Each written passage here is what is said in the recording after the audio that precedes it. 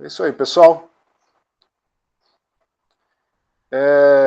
Muito bem, pessoal. Então a gente chegou aqui na nossa última aula do curso. Na verdade, hoje a aula vai ser um pouco diferente, porque essa matéria aqui não vai cair na prova, né, necessariamente. Assim, já fizemos nessas provas, então eu espero que vocês se relaxem aí. E, o que eu vou tentar. Mas isso não significa que esse tema não seja importante, muito pelo contrário, né? Talvez seja o mais importante até sob o ponto de vista histórico, assim, de mecânica estatística, não só de mecânica estatística, mas da física moderna como um todo, assim, né, que é o problema da radiação do corpo negro. Né?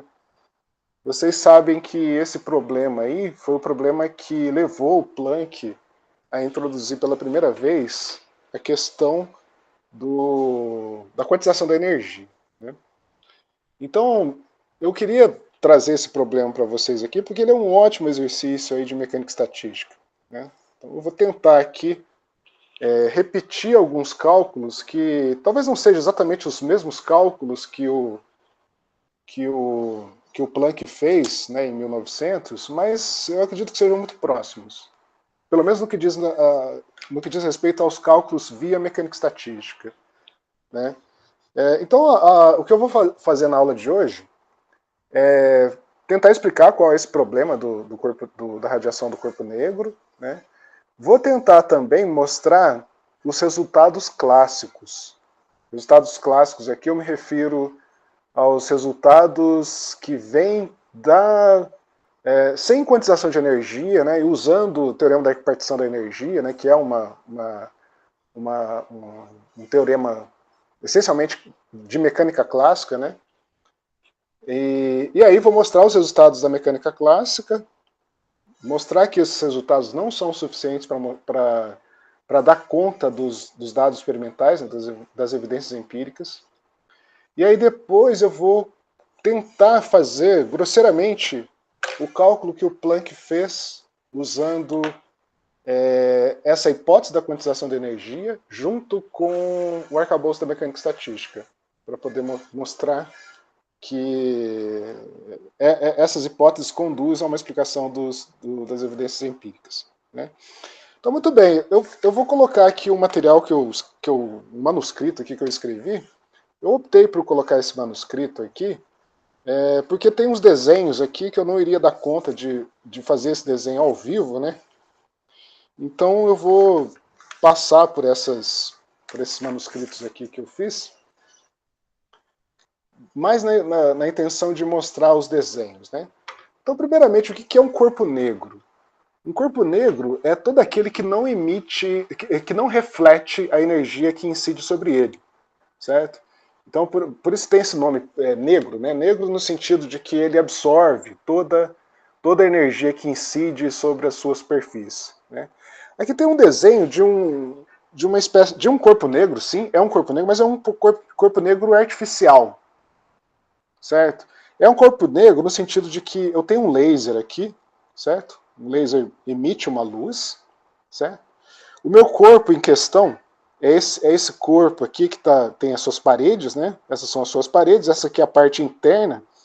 Eu vou chamar esse corpo aqui de cavidade justamente porque ele tem esse buraco aqui no meio dele, né? Que é justamente a sua própria cavidade. Né? Então eu vou chamar esse cara aqui de cavidade porque ele tem esse buraco aqui no meio. E além desse buraco aqui no meio, né? Ele tem um furinho, um orifício, né? Que vai ser o orifício que vai passar essa luz proveniente do laser. Então note que nenhuma parte desse laser incide sobre a superfície desse objeto. Todo laser passa por esse buraco, bate nas suas partes internas e começa a reflexão até ser totalmente absorvido pelas paredes do objeto. Né? Se eu penso que esse orifício é suficientemente pequeno, a probabilidade desses feixes que estão ricocheteando aqui dentro a probabilidade é muito baixa desse feixe escapar por esse mesmo orifício. Né? Então, nesse sentido, eu posso dizer que, numa ótima aproximação, esse corpo absorve toda a energia proveniente do laser. Né? Então, essencialmente, é um corpo negro. Né? É um corpo negro, no sentido que ele absorve toda a energia que incide sobre ele, né? A questão é que existem algumas propriedades desse corpo, do objeto que obedece a essas características, que são, de certa forma, universais. Por exemplo, a radiação emitida por esse objeto, né? Radiação que vem dessa energia que foi absorvida por ele, né? Essa radiação ela tem algumas propriedades universais e que dependem apenas da temperatura desse objeto. Então não importa se esse objeto é feito de metal, ou se é feito de vidro, ou é um carvão, né? As propriedades da radiação emitida por esse corpo essencialmente depende apenas da temperatura. Então temos aí um problema de termodinâmica, né? E também um ponto que sugere universalidades, né? Eu particularmente adoro questões desse tipo, né? Porque mostra propriedades que independem de características particulares, né? Muito bem, quais são as evidências empíricas a respeito de um corpo negro, né? O que a gente sabe empiricamente, ou pelo menos se sabia até 1900, né? A respeito de um corpo negro, né? Em primeiro lugar, continuando essa questão que eu estou falando, né, da temperatura, né, o papel da temperatura nessa radiação do corpo negro, né, como eu falei para vocês, as propriedades desse corpo negro, em termos da radiação, parece que dependem apenas da temperatura, né? Uma ilustração que eu trago aqui é uma tabela que ela foi construída pelos oleiros do final do século XVIII e começo do século XIX, né? Que era a forma que eles mediam, ou pelo menos estimavam, vamos dizer assim, a temperatura do forno, né?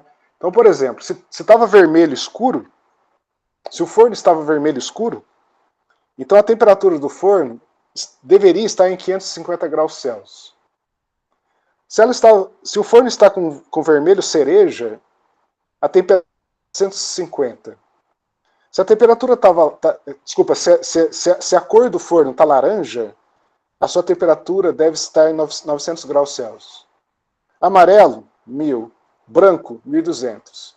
Então, você não precisa saber, você não precisa de um termômetro para você medir a temperatura do forno. Basta você ver a cor que esse forno está. Isso aqui independe do material. Se dentro do seu forno tem vidro ou se tem uma barra de ferro, isso não importa.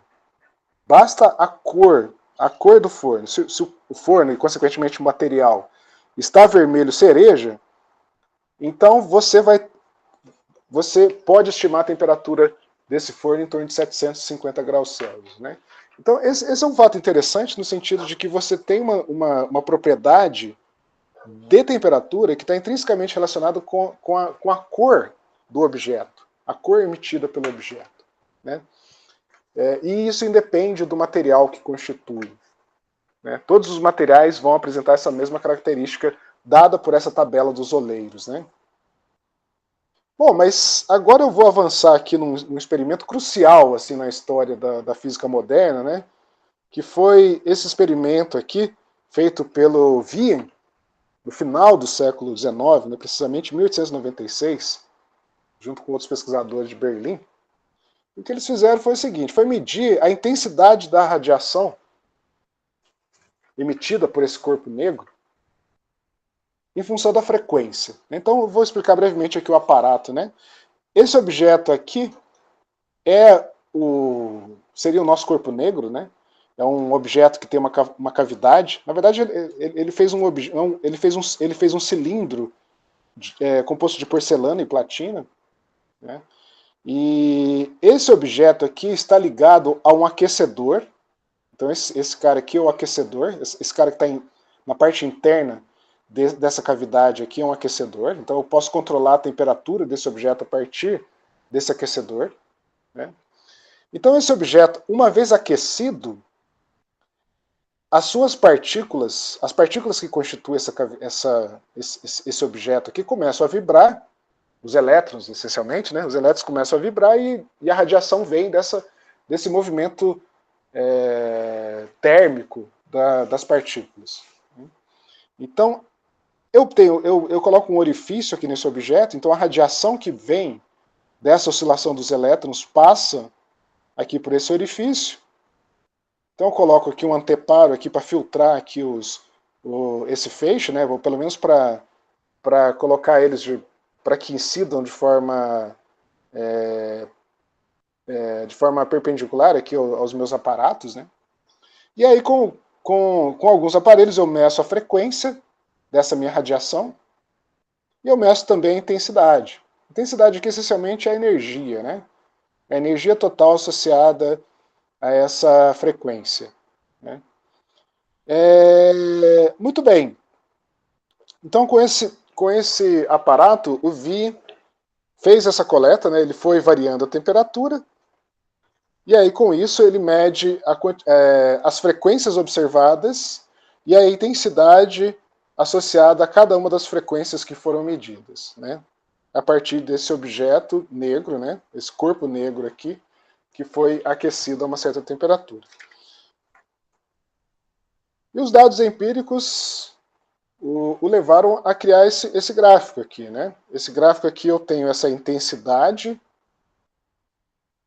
eu vou chamar aqui de epsilon t, em função da frequência medida, né? Então, para cada uma das temperaturas, então suponha que ele tenha fixado 3 temperaturas, ele obtém essas 3 curvas aqui. Então, a característica dessas curvas é que, por exemplo, se eu fixo aqui numa temperatura T, que é uma temperatura T3, que é uma temperatura mais alta, obedecendo aqui que T1 é menor que T2, que é menor que T3, se eu fixo aqui nessa temperatura T3, eu percebo esse comportamento de baixas frequências, eu tenho pouca intensidade de energia, eu tenho muita energia aqui nas frequências nessa região, e essa intensidade aqui diminui para frequências maiores, né? E existe um pico da intensidade aqui para uma determinada frequência, né? Se eu diminuo a temperatura, essa curva aqui desloca para a esquerda. E se eu começo em T1, se eu aumento a temperatura, essa curva se desloca para a direita, né? Se eu penso que existe uma região aqui que é uma região do visível, eu posso imaginar que se eu começo em temperaturas muito baixas, se eu começo a análise de uma temperatura muito baixa, por exemplo, uma barra de ferro, que eu coloco a uma temperatura, que está inicialmente a uma temperatura ambiente, e se eu estou no escuro, se numa sala escura, obviamente eu não vou ver essa barra de ferro, né? Essa barra de ferro ela não produz radiação no espectro do visível. Então eu diria que a distribuição de radiação dessa barra de ferro estaria nessa região aqui, que é fora da região visível, né? Suponha que a região visível esteja aqui nessa parte, né? No entanto, na medida que eu vou aumentando a temperatura dessa barra de ferro, essa curva aqui começa a deslocar para a direita, até chegar numa região em que eu começo a ter muitas frequências, eu começo a ter intensidades significativas para frequências que estão dentro do espectro do visível. Então, esse é o momento em que eu começo a observar essa barra de ferro. Eu consigo enxergar essa barra de ferro se eu estou numa sala escura, né? A barra de ferro começa a emitir radiação dentro do espectro do visível, né? Todo mundo já deve ter feito essa experiência, né, de colocar um pedaço de ferro lá no fogão, né, na chama do fogão, você começa a perceber, tendo esperado alguns minutos, que o pedaço de metal começa a emitir luz próxima do vermelho, né? Muito bem. Mais algumas propriedades empíricas dessa época, né? Aqui eu estou no final do século XIX, né? 1896, essencialmente.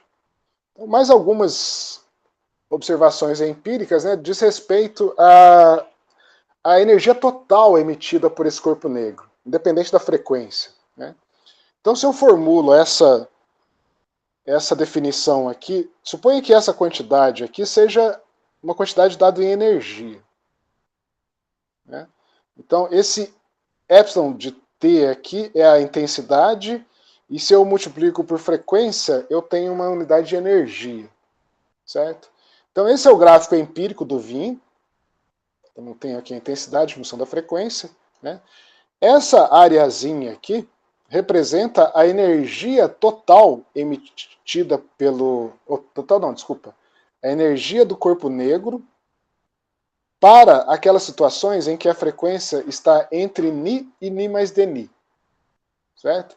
Então, se eu integro toda essa área aqui, abaixo dessa curva, eu tenho energia total emitida pelo corpo negro num dado período de tempo. Certo? Agora, se eu pego apenas essa parcela aqui, eu estou identificando apenas aquelas energias que têm, que estão associadas a frequências que estão dentro desse intervalo aqui, né? Então, muito bem. Se eu faço, então, essa integração, né? Ou seja, se eu somo sobre toda... Se eu acho a área abaixo dessa curva, né? Isso significa matematicamente eu resolver esse problema aqui, né? Se eu faço a integração de zero a infinito das frequências, eu tenho a energia total do meu sistema. Empiricamente, o que já se sabia no final do século XIX é que essa energia total emitida pelo corpo negro, ela escala com a temperatura elevada à quarta potência. Essa é a chamada equação de Stefan, né? Ou lei de Stefan, né? E esse sigma aqui é a chamada constante de Stefan-Boltzmann. Né? Então isso aqui é um fato empírico até esse momento da nossa conversa. Né? Depois a gente vai ver que a partir da teoria de Planck a gente consegue explicar essa evidência empírica aí. A última evidência empírica que eu quero colocar, antes da gente partir para a teoria clássica, diz respeito a frequência que promove a maior intensidade da energia. Então, no caso, por exemplo, para essa temperatura 1 aqui, a frequência máxima está nesse ponto, né? Estou chamando aqui de Ni máximo aqui, né? Para esse caso aqui, para essa T2, o Ni máximo está nesse ponto. Para a temperatura 3, o Ni máximo está nesse ponto e assim por diante, né? Se sabe empiricamente, ou se sabia no final do século XIX, que esse Ni máximo ele depende linearmente da temperatura. Então, Ni máximo proporcional à temperatura. Essa é uma evidência empírica. Então, na medida que eu vou aumentando a temperatura, a frequência que promove a máxima emissão de radiação vai se deslocando linearmente com a temperatura. Né? Então, essas são as evidências empíricas que eu tenho. Né? Só para resumir, né? A primeira evidência empírica é esse gráfico aqui, né, que me dá a distribuição das energias em função da frequência e, além disso, o seu comportamento com a temperatura. Né? Essa é a primeira evidência empírica. A segunda evidência empírica é a lei de Stefan, que relaciona a energia total emitida por um corpo com a quarta potência da temperatura, a lei de Stefan. E aí a terceira evidência empírica aqui é o comportamento dessa frequência que promove a máxima intensidade de energia, que depende linearmente com a temperatura. Quanto maior a temperatura, maior vai ser a frequência em que acontece a máxima emissão de energia. Né? Então, muito bem, então finaliza essa primeira parte da nossa aula, que teve como objetivo mostrar essas evidências empíricas no contexto histórico, né? As evidências empíricas no contexto do final do século XIX. Então, muito bem, o que a teoria clássica tem a dizer sobre isso? Né? Então, a ideia aqui, para construir a teoria clássica, seria tentar identificar quais os graus de liberdade que estão presentes dentro desse corpo negro, né? E aí, a partir do teorema da equipartição da energia, ou seja, identificar que para cada grau de liberdade eu tenho meio de kBt, agora vocês já estão craque aí nesse teorema da equipartição, né, que vocês já conseguiram demonstrar ele aí no... Não sei se foi na prova ou se foi no trabalhinho, acho que foi na prova, né, que vocês mostraram o teorema da equipartição. Agora eu fico mais à vontade de falar sobre eles para vocês. E ele é essencial aqui nesse contexto.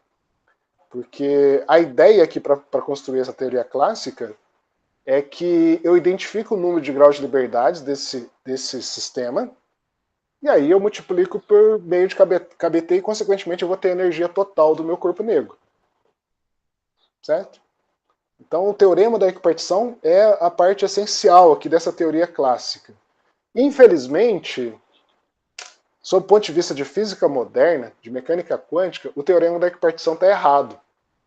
Eu não falei isso para vocês do longo do curso porque eu não queria desanimar vocês. Né? Mas o teorema da equipartição não dá conta das evidências no mundo atômico. Né?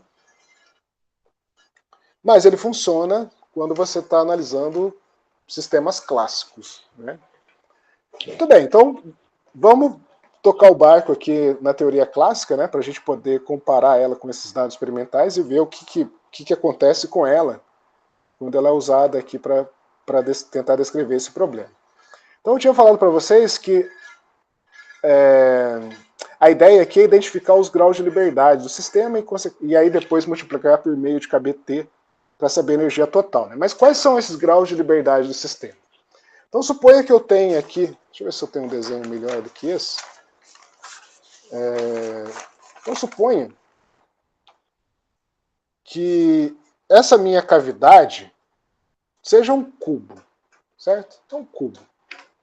Então essas aqui são as paredes do cubo, certo? E as paredes desse cubo, que vai ser o meu corpo negro, né? Ou seja, eu emiti energia para ele, mas ele, como bom corpo negro, ele absorveu toda essa energia, e aí com essa energia eu tenho, e dado que esse corpo está numa certa temperatura, né, na verdade essa energia foi alocada a esse corpo a partir da temperatura, com essa temperatura os elétrons e consequentemente todas as partículas que constituem esse objeto aí estão vibrando, né, vibrando termicamente, né, possui energia térmica. Só que qualquer corpo carregado e que esteja carregado eletricamente, que esteja em movimento, ou melhor, se ele esteja acelerando, ele vai emitir uma onda eletromagnética, né? Ele vai emitir radiação. Certo? E a ideia é que essas radiações, eu quero saber quais são as radiações, ou quais são as frequências de radiação que são permitidas dentro desse corpo. Certo? E aí cada modo normal dessas radiações vão ser 1 grau de liberdade do meu sistema. Então, se eu conseguir identificar todas as ondas, todas as radiações possíveis dentro desse corpo aqui, e multiplicando por meio de kBt, eu vou ter energia total do sistema. Certo? Então, essa é a ideia, essencialmente. Esse corpo aqui é tridimensional, mas eu posso transformar esse problema tridimensional aqui num problema unidimensional. Certo? Para ficar mais fácil para a gente entender o processo.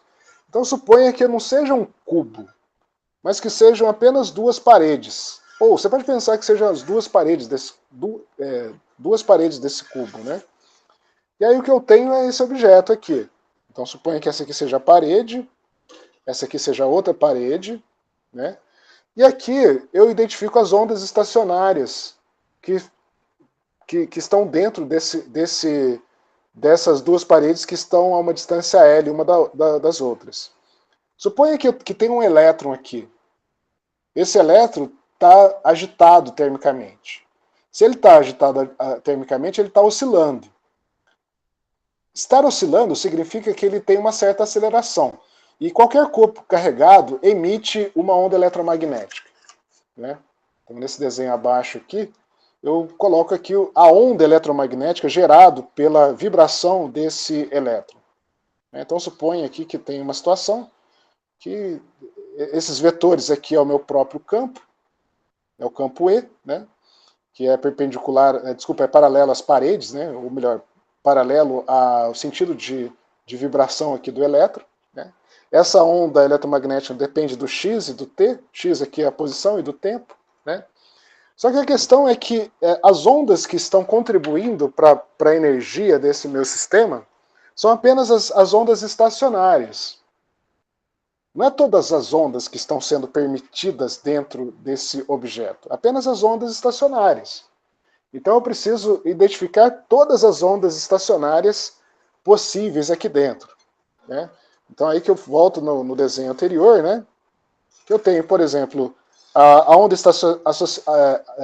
estacionária associada ao n igual a 1. N seria o modo normal, né? O primeiro modo normal, então seria essa onda aqui. Então essa seria a primeira frequência possível dentro desse objeto. A segunda é aquela associada a essa forma, a essa onda estacionária, que seria o n igual a 2. Né? Modo fundamental 2. E depois tem a de modo fundamental 3. Certo? Então agora o que eu preciso é saber quais são as ondas possíveis aqui. Aqui eu desenhei apenas 3, mas quais delas são possíveis dado uma certa energia? Né?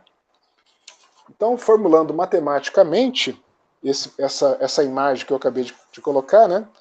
Então eu preciso impor essas condições de contorno. A condição de contorno diz que essa onda, esse vetor E aqui, o vetor campo elétrico aqui, tem que ser zero quando x é igual a zero, ou seja, numa das paredes, e quando x é igual a L, ou seja, na outra parede. Então essa é a condição de contorno.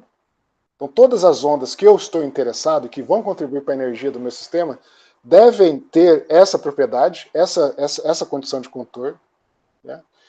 E uma onda que obedece, uma função matemática que obedece a essa propriedade é essa aqui, né? Vocês já estão careca de saber aí do curso de eletromag ou qualquer outro curso aí de equações diferenciais, né? Que você tem essa equação aqui dada pelo seno de 2πx sobre lambda, que deve obedecer a essa propriedade quando quando 2x sobre L for um número inteiro. Então eu preciso que 2x dividido por lambda, onde lambda é o comprimento da onda, 2x sobre lambda tem que ser um número inteiro. Né? Então essa condição aqui, dado por essa equação, vai vai se referir às ondas que eu estou interessado quando 2L sobre lambda n for igual ao número inteiro. Para que o argumento aqui desse cara aqui seja tal que o seno dele vai ser zero nas condições de contorno, nas extremidades do meu recipiente. Né? Então, com esse argumento, eu consigo saber o comprimento de onda dos modos normais das minhas ondas. Né? E sabendo o lambda, dos modos normais, não, desculpa, os modos fundamentais, né? Sabendo o lambda, eu sei as frequências. Né? Uma vez que frequência é o inverso do lambda, né? Na verdade, lambda é igual à velocidade da luz dividido pela frequência. Então eu posso escrever essa expressão aqui como sendo uma condição para que eu tenha frequências que eu estou interessado. Né? São aquelas que tem um C dado pela velocidade da onda eletromagnética, L é o tamanho do meu recipiente e N é o número do modo fundamental. Né? Então, muito bem. O que mais que eu posso tirar disso aqui?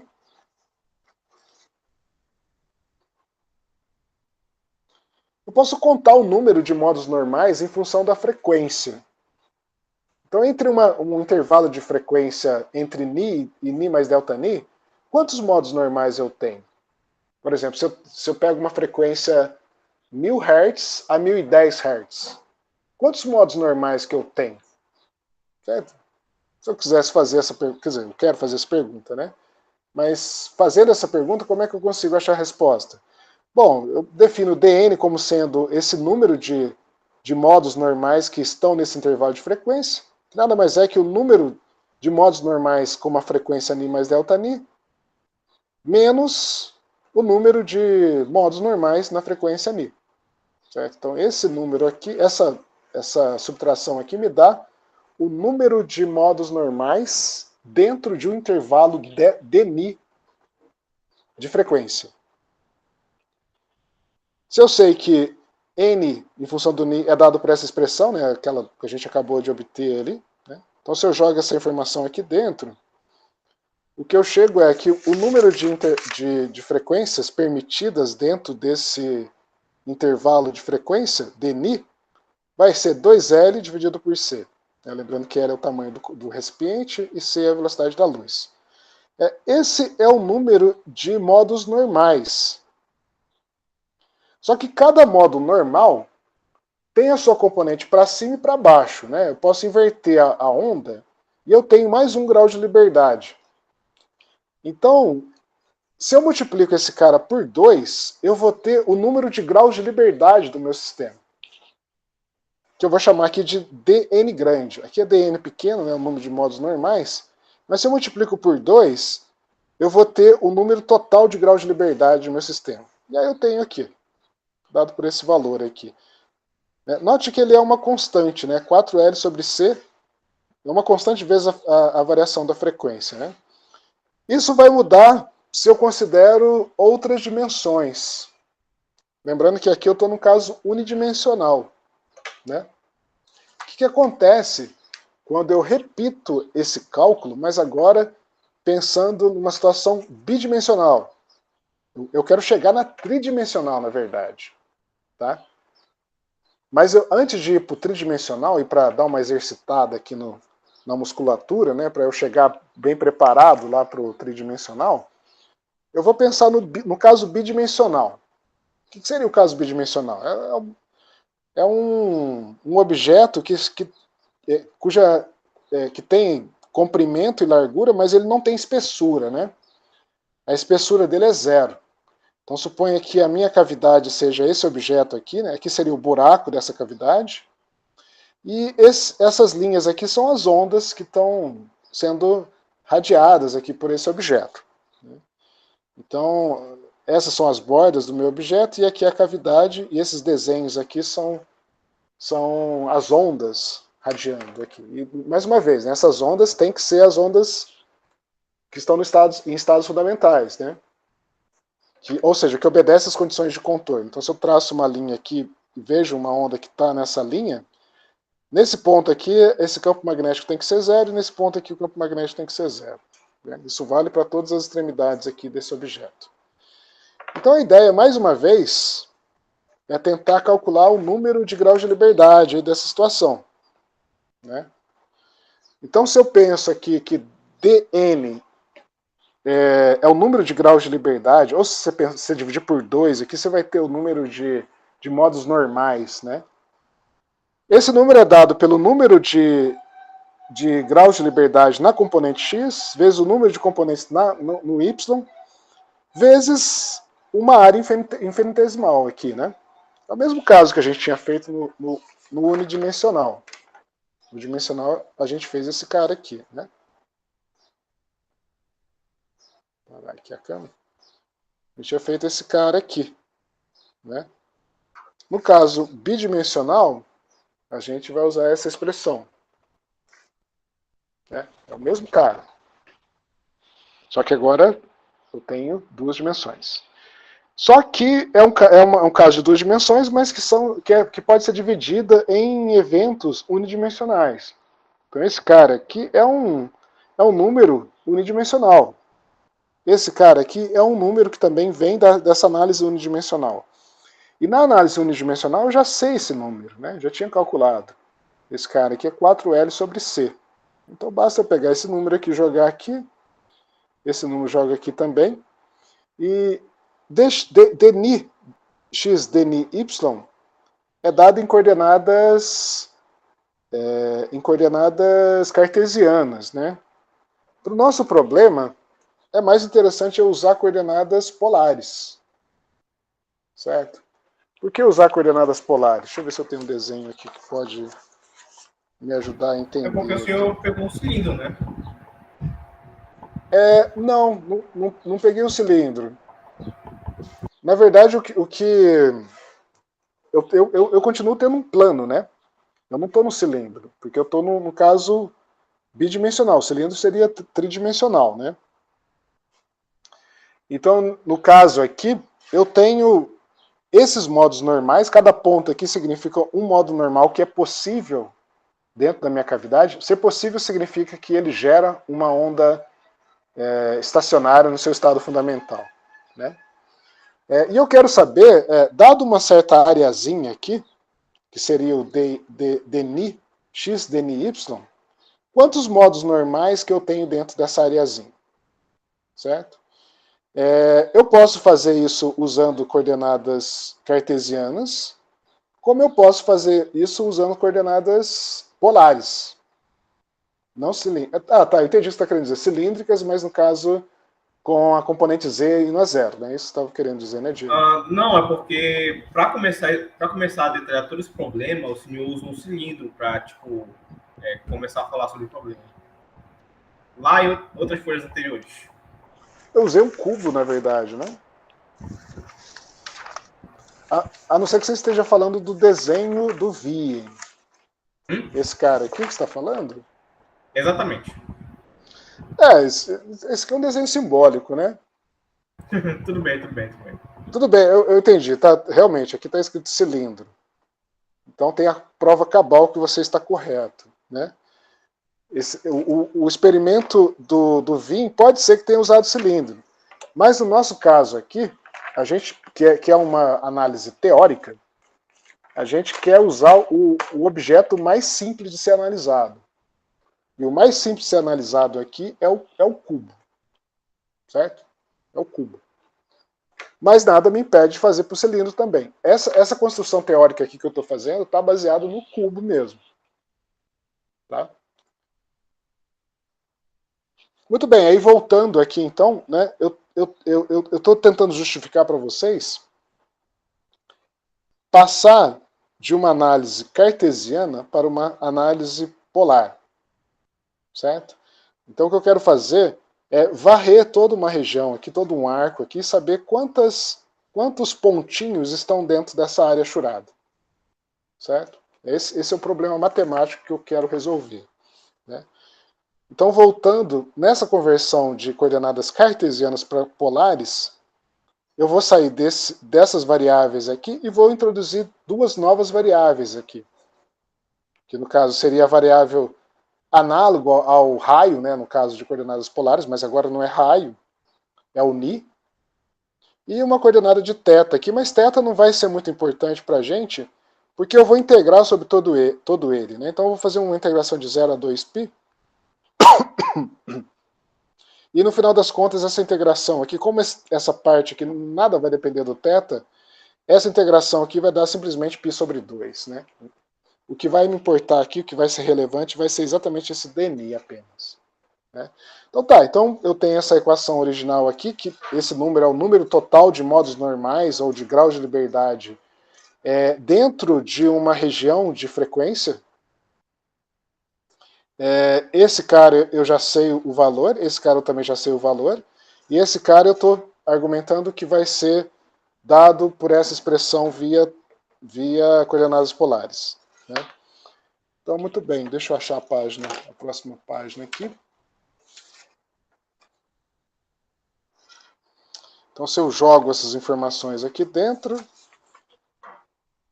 então eu tenho esse dn, né, o número de graus de liberdade, vai ser a parte que dá da integração daquele θ, né, que dá o π sobre 2.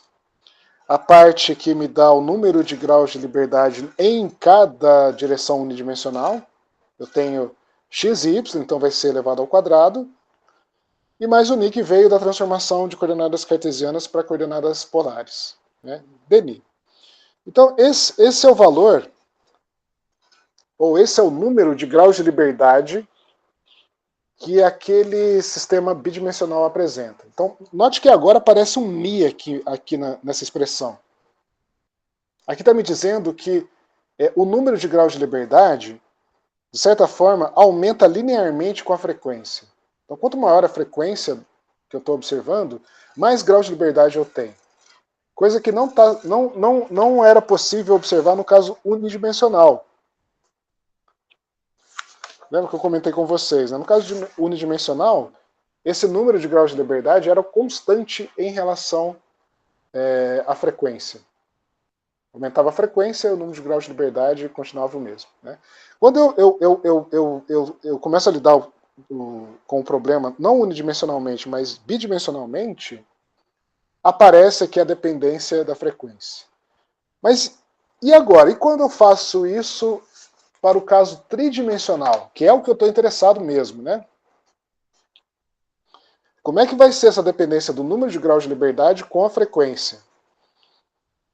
Então, vou simplesmente repetir o que eu já tinha feito no caso bidimensional, só que agora, em vez de usar coordenadas polares, eu vou usar coordenadas esféricas. Certo? Então, eu repeti a mesma análise.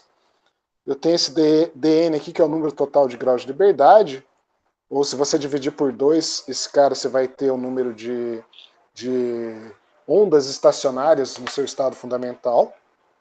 Né? Então, eu tenho aqui esse número, no caso unidimensional na direção do x, no caso unidimensional na direção do y, unidimensional no caso na direção do z, e esse elemento de volume aqui. Né? Então é como se eu tivesse pego uma componente de volume, só que o volume aqui é o volume das frequências, né? E aí eu olho dentro desse pequeno volume e tento enxergar quantos modos normais que tem dentro desse volume. Claro, esse volume que eu estou me referindo é um volume hipotético aqui, né? É um volume que está no espaço das frequências, tá? Não é o objeto em si. É o volume do objeto, o volume do espaço das frequências.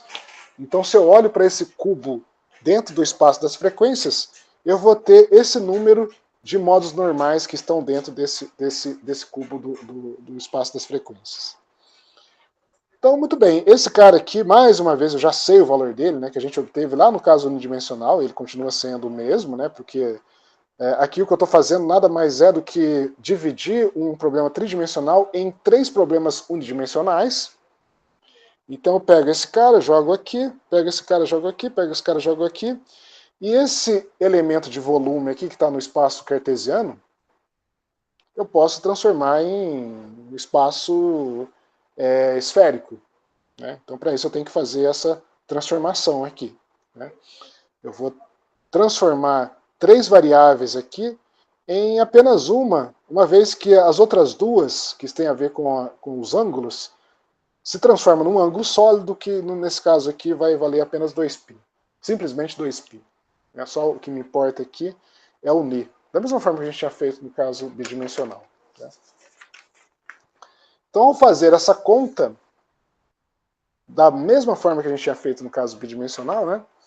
Ou seja, eu tenho um número de graus de liberdade, dn, que está dentro de uma frequência entre ni e ni mais dni.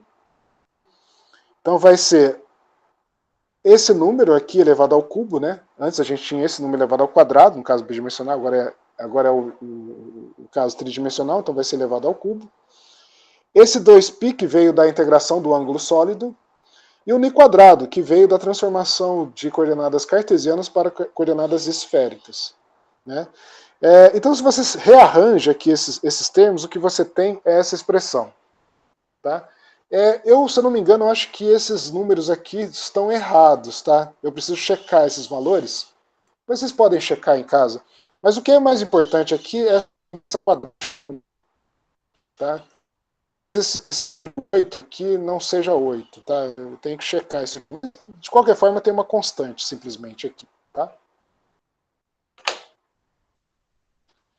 Alô, pessoal? Opa! Oi? Eu perdi a conexão. Sim, pessoal. Será que... Não, tô ouvindo normal. Não. Não. Aqui no meu computador deu que eu tinha perdido a conexão. Foi até bom que eu tomei uma água aqui. Mas muito bem, então, vamos ver, né? O que acontece aqui agora? A gente fez a primeira parte do problema. Vocês lembram que a estratégia, aqui no caso clássico, era identificar o número de graus de liberdade, né?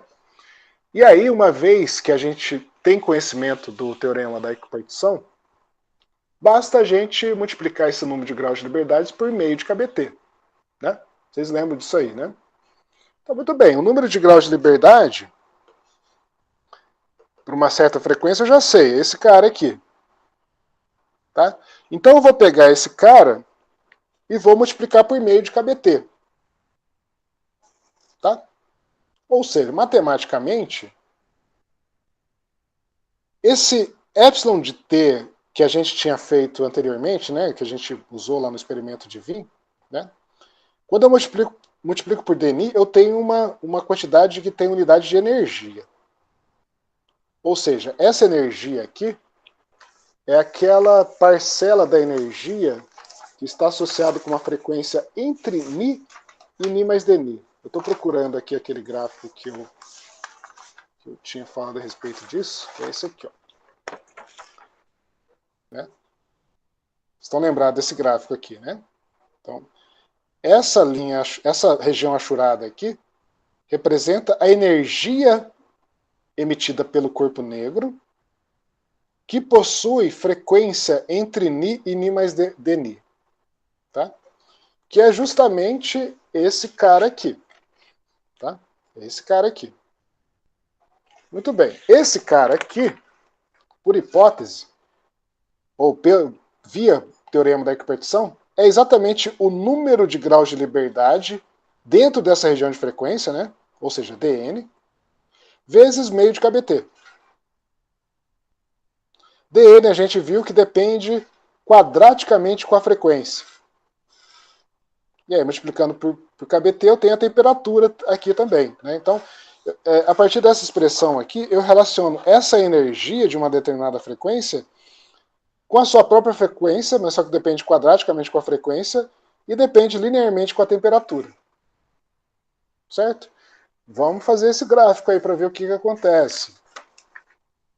Né? E o que eu tenho é que, como eu tenho esse termo quadrático aqui, a forma dessa variável aqui em função da frequência é uma parábola, né? Certo? Se eu faço um plot desse cara em função da frequência, eu vou ter uma parábola. Mantendo a temperatura fixa, claro, né? E aí que está o problema, né? Essa é a parábola teórica, que veio desse resultado acima, né? Ou seja, veio da teoria clássica. Só que olha os dados experimentais. Os dados experimentais até que funcionam, até que caem bem na teoria para frequências baixas. Só que na medida que eu vou aumentando a frequência, até chegar numa região aqui que está geralmente associada na região de frequência do ultravioleta, essas frequências aqui começam a ser totalmente incompatíveis com a previsão clássica. Né? Esse problema é a chamada catástrofe do ultravioleta. Né? Então eu tenho dados experimentais aqui que são totalmente incompatíveis com a previsão via teorema da equipartição da energia. O Diego levantou a mão aí, pode falar, Diego. Professor, lá em cima desse papel aí, pode colocar lá. Então, parece que essa equação, que é a equação de Rayleigh-Jeans, não é 4π, é 8π. É o que eu te falei. Eu tenho certeza que esse número aqui está errado, mas para nossa análise, o que importa é a dependência com a frequência. Então, o que deve estar errado aqui nessa expressão aqui é uma constante. Tá? Então, você tem razão, com certeza, que esse cara aqui deve ser 8, talvez. Tá? Depois vocês corrijam aí para mim. Depois, na hora que vocês forem refazer os cálculos, aí vocês tentam apontar para mim onde está errado. Aí. Algum número que eu esqueci de multiplicar aí. Mas o que importa aqui é que essa dependência dessa quantidade aqui com μ quadrado. Certo? Para nossa análise é isso que importa. Que aí me leva a essa parábola aqui, que está totalmente ruim para descrever os dados para altas frequências. Né? Muito bem. Essa é a teoria clássica. Essa é a dificuldade que a física clássica enfrentava no final do século XIX. Né? Então seria o momento de crise da teoria clássica. Né? Então, se eu tenho uma teoria que está em crise, significa que há necessidade de teorias mais profundas, né? Ou teorias diferentes das vigentes, né? É o caso da teoria quântica, que agora eu vou tentar colocar para vocês de uma forma com a cara da mecânica estatística, tá? Eu não sei se foi exatamente essa formulação que eu vou apresentar aqui que foi feita pelo Planck, né? Vale até a gente depois pesquisar, né? Tentar consultar como foi a notação original usada pelo Planck, mas eu acredito que tenha sido bem próxima da formulação que eu vou usar aqui para vocês. Né? A ideia do Planck é que ele tinha esses dados experimentais disponíveis, né? Então, os dados experimentais... Aliás, o Wien era amigo do Planck. Eles moravam em Berlim, os dois moravam em Berlim, então ele sabia da competência do Wien e podia confiar nessas medidas experimentais dadas por ele. Então, né, o que o Wien tinha era esses dados experimentais aqui. Então, essencialmente, o que ele sabia é que se eu tenho claro, isso aqui é uma temperatura constante, né? Uma certa temperatura eu tenho esse gráfico experimental aqui. Né? Se eu penso em sample canônico, ou seja, se eu penso num reservatório térmico a uma temperatura T, né? Isso seria um reservatório com uma temperatura T, e eu tenho aqui um sistema S, que nada mais é que o meu corpo negro, né? Certo? Então esse aqui é o meu sistema S, que está em contato térmico aqui com o meu reservatório. O reservatório é exatamente o meu meio ambiente, né? O meio externo. Você pode pensar que é o forno, né? A sua barra de ferro dentro do forno, ou a sua objeto com cavidade dentro do forno, certo? E essa energia desse sistema S, que é o meu próprio corpo negro, é exatamente esse cara, né? É o NI-DNI. É a energia associada a essa intensidade vezes a frequência. O que o Planck descobriu antes da sua proposição da quantização, né? Que para ele foi uma argumentação matemática, não física, né? Mas antes dele fazer essa proposição, ele tentou achar qual seria a curva que descreve esses pontos. E aí ele começou uma busca infernal, assim, por funções matemáticas que prescrevesse essa forma, esses dados, né? E o que ele obteve foi que essa energia, ou melhor, a função matemática que descreve esses pontos, é uma função que depende da frequência, espero que vocês estejam vendo aqui, depende da frequência, depende do exponencial de menos uma constante vezes Ni dividido pela temperatura, menos 1, e aqui eu tenho uma constante que eu vou chamar de C1. Aqui eu vou chamar de C2 e aqui C1. Tá? Essa fórmula aqui, eu não estou deduzindo essa fórmula. Essa fórmula foi obtida pelo Planck por tentativa e erro. Então ele pegou todas as funções matemáticas que ele conseguia plotar lá, e aí ele percebeu que essa curva é exatamente a curva que prescreve os dados. Que foi um grande achado, né, de certa forma, até aquele momento, porque pelo menos ele sabia como é que dependeria, como é que a frequência e a temperatura estão influenciando matematicamente para que os pontos experimentais possam ser descritos. Né? O problema agora seria tentar achar quem era C1 e quem era C2. Ele é, claro, uma explicação para que essa fórmula existisse. Né? Por que essa fórmula matemática e não outra? Né? Então, o problema agora era tentar achar uma justificativa para essa expressão matemática aqui. Né? E a ideia do Planck era usar o arcabouço da mecânica estatística, né? E a proposta dele, que vocês já sabem, né, é que essa energia ES ela poderia assumir apenas alguns valores discretos. Então, até esse momento, suponha que isso seja apenas um desastre matemático. Né? Então, suponha que essa energia da minha cavidade aqui, de um dos graus de liberdade da minha cavidade, ela possa assumir apenas valores discretos, onde n seria um número inteiro e ΔE seria uma constante. Né? Então, por exemplo, esse ES poderia assumir ΔE, poderia assumir 2ΔE, 3ΔE e assim por diante.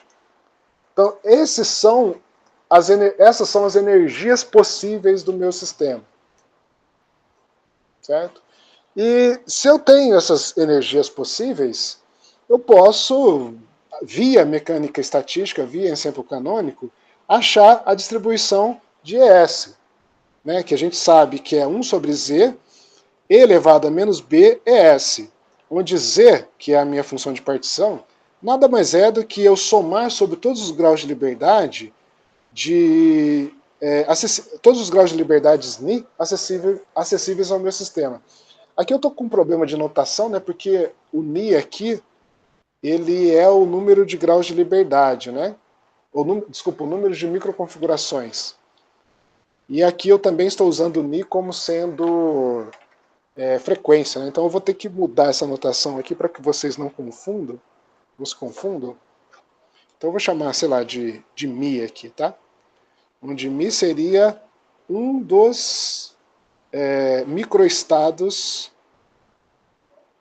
possíveis do meu sistema. Tá? Nas aulas anteriores eu estava usando Ni e não Mi. Só que na aula de hoje, Mi é a frequência. Tá? Eu não quero abrir mão dessa notação para frequência. Tá? Muito bem. Se eu trago essa informação aqui para esse contexto aqui de ensemble canônico, eu só preciso calcular esse meu Z para que todas as propriedades termodinâmicas sejam obtidas, né? Porque a partir do Z eu consigo calcular o valor médio da energia, entre outras coisas. Né? Para esse contexto aqui, a única coisa que eu quero saber é o valor médio da energia. O valor médio da energia pode ser dado somando sobre todas as energias possíveis, vezes a probabilidade da energia. Né? Eu somo aqui sobre todas as energias possíveis. Ou eu posso fazer isso aí também calculando o meu Z. Né? Então, mas para o problema aqui que eu estou aqui, me basta calcular esse cara. Né? Para calcular esse cara, vamos inicialmente calcular o próprio Z, função de partição. Né? Então, como é que eu faço para calcular o Z? O meu Z, deixar explícito aqui, significa eu somar sobre todos os microestados de exponencial menos beta e a energia associada a esse microestado. Né? Beta, lembrando que é o inverso de kBt.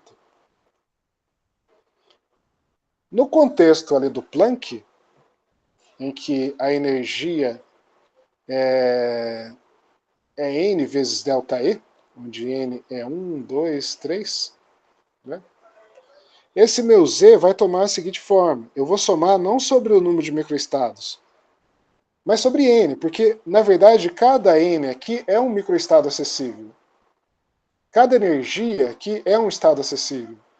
Então eu preciso somar sobre todos os Nis, E elevado a menos B, vezes a energia associada a esse enésimo microestado, que no caso seria N ΔE. Né? Então o que eu tenho aqui, pessoal, nada mais é do que uma PG. Né? Se eu abrir esse cara aqui, né, suponho que N vai de 1 até infinito, eu vou ter E elevado a menos beta ΔE, mais E elevado a menos 2 beta ΔE, mais E elevado a menos 3 beta delta E, e assim por diante. Né? Se vocês pensarem um pouquinho, vocês vão perceber que isso aqui é uma PG. E PG infinita, eu sei o resultado, né? É 1 sobre 1 mais a razão da PG. Né? Se eu traduzo isso aqui nas minhas variáveis, aqui eu consigo mostrar que o meu Z vai ser 1 menos 1 dividido por 1 menos E elevado a menos beta delta E. Onde E menos beta delta E nada mais é do que a razão aqui do meu PG. Né? Então aqui está o Z. Vou conseguir calcular. Eu vou usar a mesma ideia para calcular o valor médio da energia. Certo? O valor médio da energia do meu corpo negro. Ou melhor, para uma onda que compõe o meu corpo negro. Né? Então esse cara vai ser 1 sobre Z, somatória da energia, no caso N delta E, vou somar sobre todos os N's, vezes a probabilidade, né, de ser encontrado, do sistema ser encontrado nessa energia, que é 1 sobre Z, que eu já coloquei aqui, E menos beta N delta E. Mais uma vez eu vou ter uma PG aqui, se não me engano. Não, ainda não. Eu vou ter um delta E, somatória de N, é N vezes E menos beta N delta E. Né? Com um pouco de manipulação algébrica aqui, usando também essa ideia de PG, eu não quero perturbá-los aqui com manipulação algébrica, depois vocês conseguem fazer isso aí em casa. Usando essa mesma ideia da PG, vocês vão chegar que o valor médio da energia vai ser igual a delta E dividido por E elevado a delta E sobre KBT. Aqui eu já tomei a liberdade de substituir beta por 1 sobre KBT, para a gente já ver que a temperatura está aqui explícita, né, nessa expressão. Então essa foi a fórmula obtida pelo Planck via mecânica estatística e via postulação de que a energia do meu sistema obedece valores discretos dessa forma. Né? E o que o Planck sabia empiricamente, vou colocar aqui Planck, ele sabia é que esse valor médio da energia tinha que ser KBT para baixas frequências. Por que tinha que ser KBT? Pelo teorema da repartição, né? Baixas frequências, você tem a situação em que a mecânica clássica ainda funciona. Baixas frequências apenas, né? Então o resultado clássico está correto para baixas frequências. Então o valor médio da energia tem que ser KBT. Então esse resultado aqui pode ser obtido via experimento ou via mecânica clássica. Né? E ele sabia também que esse valor da energia também tinha que ser zero, ou ir para zero, né? Vai para zero. Deixa eu uma borracha aqui. Vai para zero para altas frequências.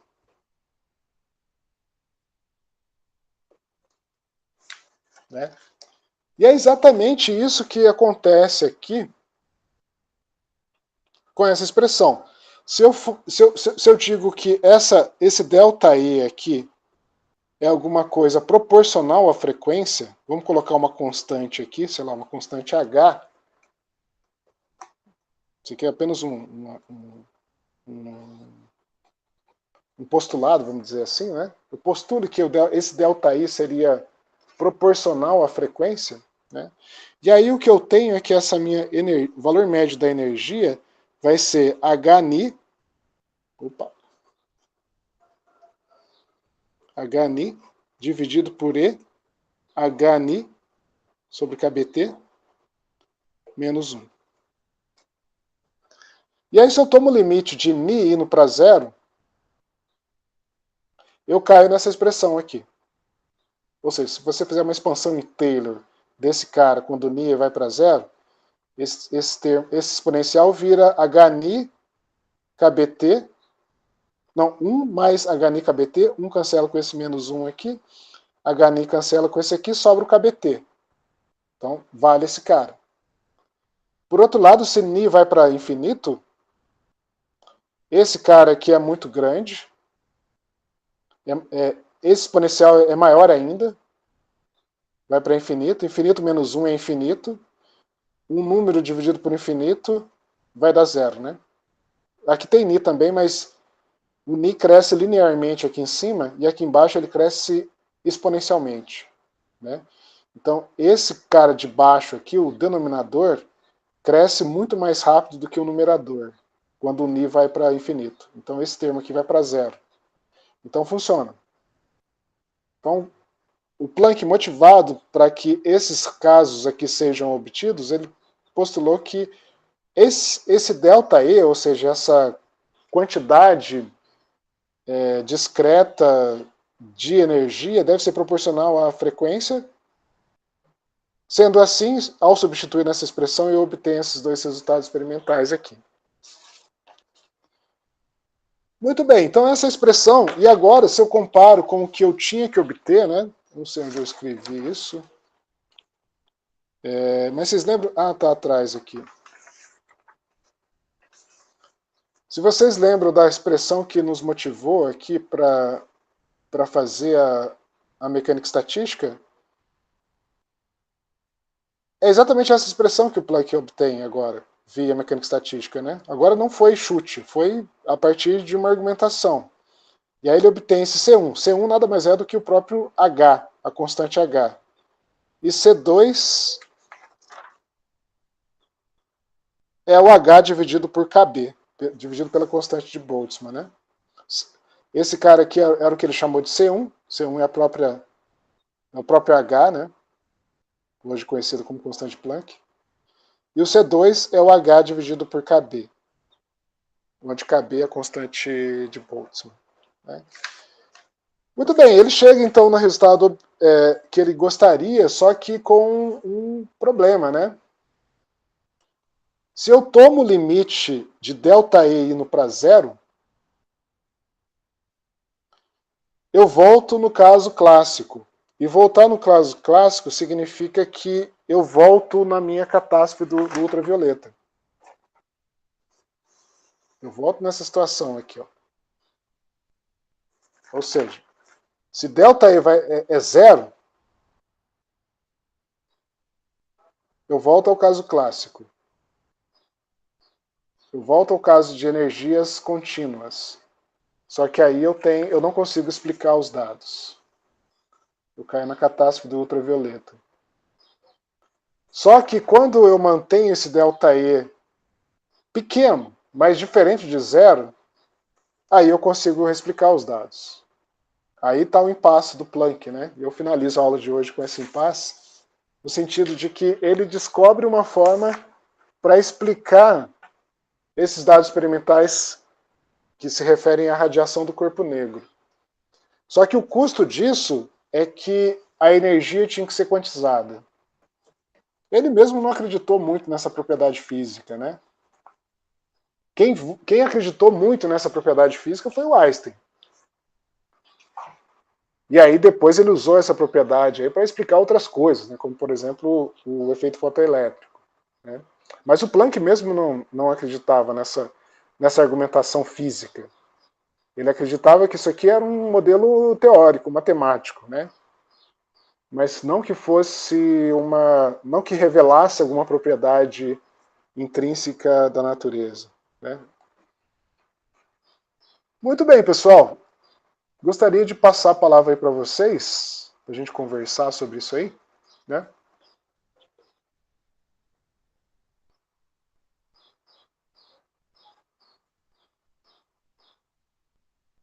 Professor? Ô, Diego, você levantou a mão, Diego? Sim. O senhor pode voltar lá para aquela progressão, acho que geométrica, que o senhor pegou lá na função partição? Deixa eu ver, acho que é esse aqui, né? Isso. É interessante notar que, acho que foi o Planck que fez isso, né? Ou foi o senhor que fez todo esse negócio da sua cabeça? Não, foi o Planck mesmo. Foi o Planck? É interessante notar que, desde aí, ele já descobre duas coisas. Primeira, a energia dos quanta é dada por H vezes a frequência, né? Uhum. Na verdade, quem descobre isso é o Einstein. O Planck ele faz essa distribuição de frequências em relação à energia. Aí quem descobre quanto equivale a energia de cada quanta é o Einstein. Ah, certo. Só que daí do Planck, nessa distribuição, a gente percebe que esses quanta de energia eles vão ser bósons por causa da função partição. Sim, sim. Sim, exatamente. Isso aqui, mas é onda eletromagnética, né? Não é partícula. Aqui a gente está se referindo à energia associada à onda eletromagnética. Ah, tá. Só que essa Vocês lembram função partição aqui, essa função partição que o senhor pega aqui, ela é muito parecida com a função partição dos bósons. Não, exatamente. A gente está falando de bóson aqui, né? De certa forma. Sim. Aqui são energias dos estados acessíveis das ondas eletromagnéticas dentro da cavidade, né? Não são as partículas que formam a cavidade. Essas energias aqui são as energias das ondas eletromagnéticas, né? Por isso foi importante falar sobre essa questão clássica aqui. Entende? Lembra lá no formalismo clássico aqui, ó? A gente tá, vou voltar até o desenho aqui, ó. Esses espaguetes aqui, na verdade, são as ondas eletromagnéticas, que são as ondas dos estados fundamentais que estão dentro da cavidade. Elas são as responsáveis pela radiação. Elas que são a própria radiação, né, do corpo negro. São elas que estão contribuindo para a energia do meu corpo negro. Tudo bem que é o elétron que gera ela, né? Mas o cálculo que a gente está fazendo aqui é o cálculo dessas ondas. Essas ondas que revelam que são os microestados acessíveis ao sistema nesse contexto, né? Então, quando eu estou calculando esse Z aqui, ele está associado aos números de microestados possíveis e acessíveis a essas ondas eletromagnéticas. Mas, professor, o ensemble grande canônico ele já existia na época do Planck? Já, sim. O ensemble canônico ele é da década de 1880, se não me engano. Né? Então já tinha 20 anos já de ensemble canônico. Ou pelo menos próximo de 20 anos. Né? Então o Planck ele usou exatamente esse mesmo formalismo. Como eu tinha falado no começo, eu não sei se o cálculo dele foi exatamente como a gente fez aqui. Mas a ideia aliás, tem até uma história curiosa, né? Que o Planck ele era meio relutante às ideias do Boltzmann. Ele nunca tinha citado qualquer coisa do Boltzmann nos seus trabalhos anteriores. Ele era um cara de termodinâmica. Ele era um cara essencialmente termodinâmico. Mas nesse momento, em 1900, ele viu essa possibilidade de usar o ensemble canônico como uma última esperança. Ele já tinha tentado muitas outras coisas e sem resultados, né? E aí a última cartada dele foi usar mecânica estatística, ou seja, as ideias do Boltzmann, junto com esse ansatz de colocar a energia como assumindo valores discretos. Mas o grande canônico, o canônico existe. Canônico. Mas o grande canônico... Olha, historicamente eu não sei te dizer sobre o grande canônico, mas canônico se eu não me engano, eu acho que a mecânica estatística surge com o ensemble canônico. E depois ele vai para o microcanônico para dar uma explicação fundamental, né? Eu não sei, tá? Estou supondo. Mas eu imagino que o ensemble canônico tenha sido a ideia primeira. E depois o microcanônico vem para fundamentar ali, né?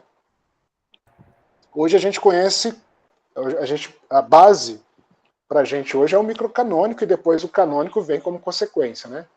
Na verdade, a gente até falou nas últimas aulas, eu sempre tentei colocar o ensemble canônico como um caso particular do ensemble microcanônico. Particular no sentido de que eu tenho um dos sistemas muito maior do que o outro, né?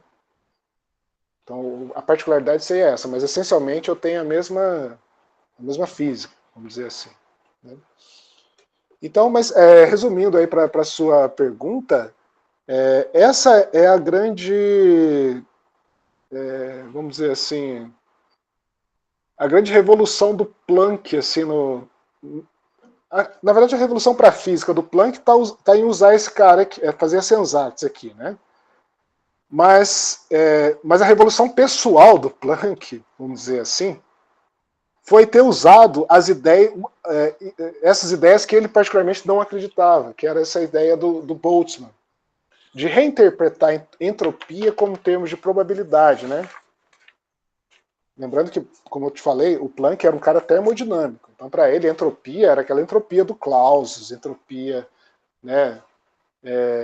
Aquela entropia de refrigeradores, né? Entende? Sim, No sim, contexto de sim. máquinas, assim, vamos dizer assim, né? A variação do calor em relação à temperatura constante. Exato, exato, exato. Coisas desse tipo. Carnot. Mas não como forma de probabilidade. Né? Então, essa nova forma de interpretar a entropia, eu não sei, não saberia dizer se o Planck realmente recusava isso aí, mas a questão é que ele nunca tinha citado nada disso nos trabalhos anteriores dele. E em 1900 ele já tinha mais de 40 trabalhos. Então, nesses 40 trabalhos ele não tinha citado, nunca tinha citado o trabalho do Boltzmann. Né? Então, nesse sentido, ele usa pela primeira vez esse formalismo do ensemble canônico, junto com essa hipótese. Né? Eu sei que a gente devagou em vários assuntos, eu não sei se eu respondi a sua pergunta inicial aí, Não, eu Diego. respondi.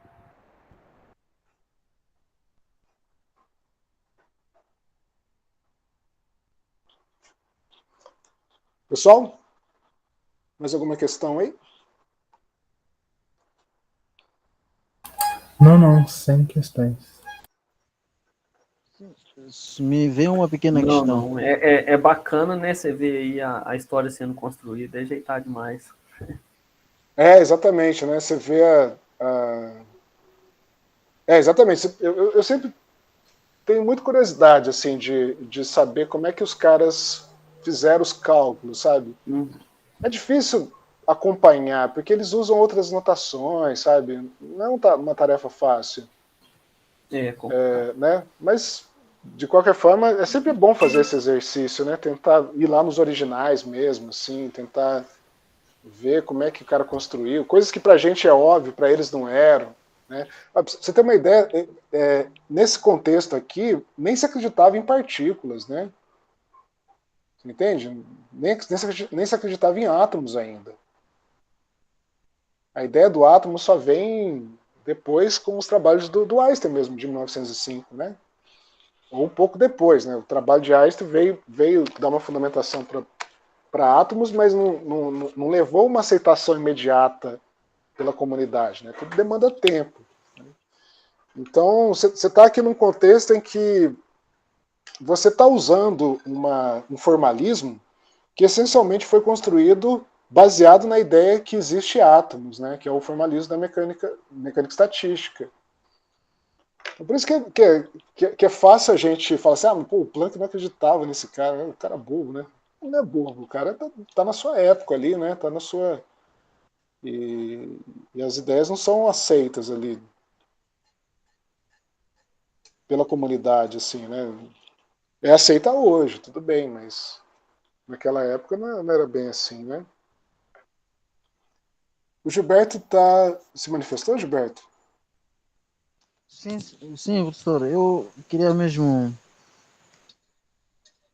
confirmar que aquela expressão de densidade que o professor disse que desconfiava que era 8 é 8 mesmo. Estou a ver aqui num livro que é 8. Ah, beleza. Deixa eu ver, acho que essa aqui que você fala? Sim, sim. Ou não? Da densidade, né? Ah, não Sim, seria essa aqui, não? Que aqui tá 4. Mas o 4 é porque sim o 8 foi embora com esse 2 aqui, né? da densidade que é 8. Que vem 8π, depois frequência ao quadrado, kappa e Uhum. temperatura.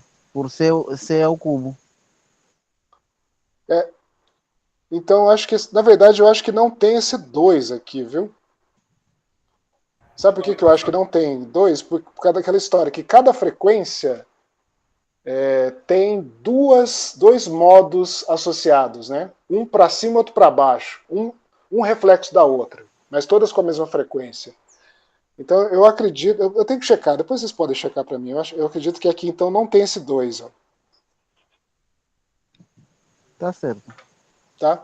Mas, mais uma vez, né, como eu estava falando, isso aí não afeta em nada aqui a nossa interpretação a respeito dos resultados.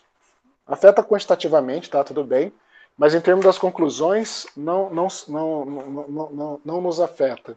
Né? Pessoal, eu vou então encerrar aqui a nossa gravação, mas eu não gostaria de encerrar aqui a chamada, porque eu gostaria de ter uma última palavrinha aqui com vocês. Deixa eu aqui encerrar então. Não sei como é que para aqui a gravação, deixa eu ver. Interromper gravação. Interromper gravação.